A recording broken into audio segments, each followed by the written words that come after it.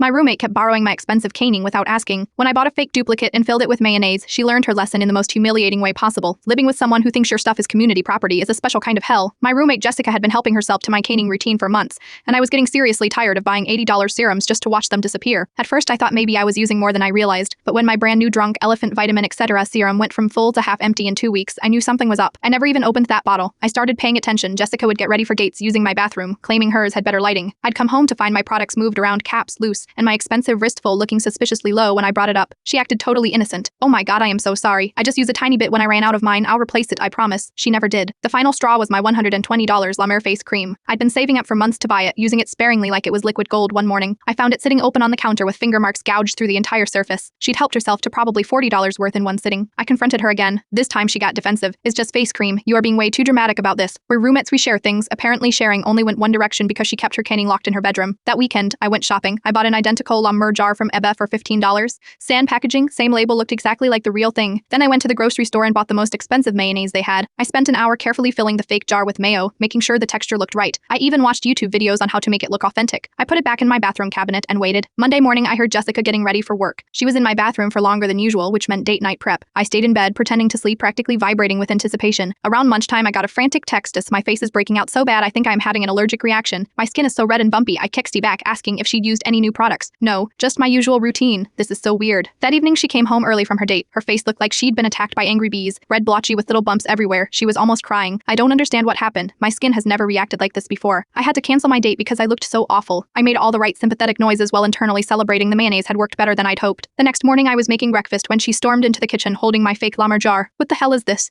She'd obviously figured it out. The jar was covered in mayo residue and the smell was unmistakable. "Oh, that. I was wondering when you'd notice. How long have you been stealing my caning?" Her face went from red and blotchy to completely crimson. "You put food on my face. That's psychotic. You put your hands in my expensive caning without asking. That's theft." She tried to turn it around, claiming I'd poisoned her and could have caused serious damage. But we both knew she'd been caught red-handed, or red-faced in this case. The stealing stopped immediately. She hasn't touched my bathroom since, and she actually started buying her own high-end products. Funny how that works. My real La Mer is safely hidden in my bedroom now, and every time I use it, I remember the look on her face when she realized she'd been tanja with sandwich spread for a week. The mayo jar is still in my medicine cabinet as a reminder just in case she gets any ideas about my new retinol.